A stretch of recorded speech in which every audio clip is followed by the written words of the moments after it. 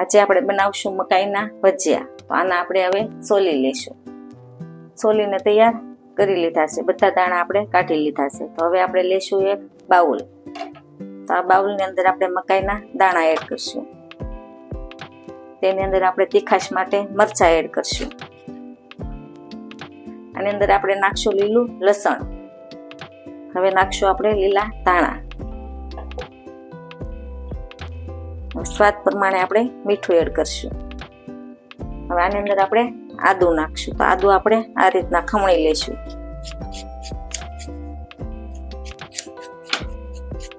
અને હવે આપણે બરાબર મિક્સ કરી લઈશું. આની અંદર આપણે હવે નાખશું ચણાનો લોટ.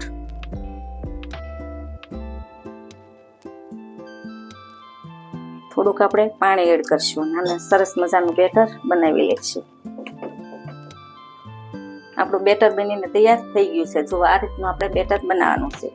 તો આમાં આપણે બે જાતના ભજીયા પાડવાના છે. કુંભણિયા પાડશું અને ગોટા જેવાય પાડશું. તો આપણું બેટર બનીને તૈયાર થઈ ગયું છે. તો હવે આપણે તેલ મૂકવાની તૈયારી કરી લઈએ. તેલ આપણું ગરમ થઈ ગયું છે. તો હવે આપણે બનાવવાનું સ્ટાર્ટ કરશું.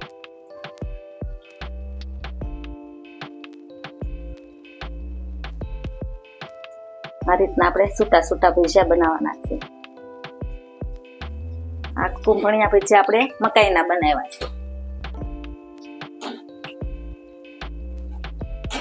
અને આપણે થોડા ક્રિસ્પી થાય ત્યાં સુધી આપણે તળાવવા દેવાના છે. જો હવે ક્રિસ્પી થઈ ગયા છે. તો આ રીતના આપણે હલાવી તો અવાજ આવવો જોઈએ.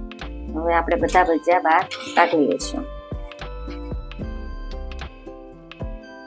આપણે સાઈડમાં રહેવા દઈશું. અને હવે આપણે પાડશું ગોટા શેખા ભજીયા.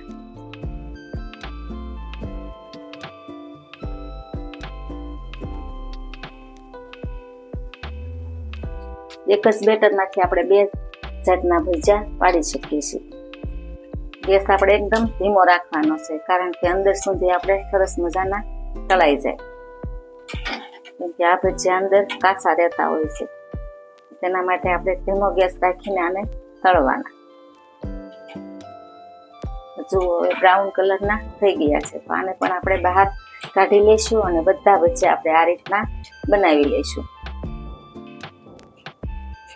જુઓ આપણા મકાઈના ભજીયા બનીને તૈયાર થઈ ગયા છે. તો આ કુંભણિયા બનાવ્યા છે અને આ આપણે ગોટા જેવા બનાવ્યા છે. તો જુઓ સરસ મજાના ક્રિસ્પી આપણે બનાવી લીધા છે. વરસાદની મોસમમાં આપણે આવા ભજીયા બનાવીને જરૂર ને જરૂર તમે ખાજો. આપણા મકાઈના ભજીયા બનીને તૈયાર થઈ ગયા છે. જો કોઈને આ વિડીયો ગમે તો લાઈક કરજો, શેર કરજો અને કોમેન્ટ કરજો.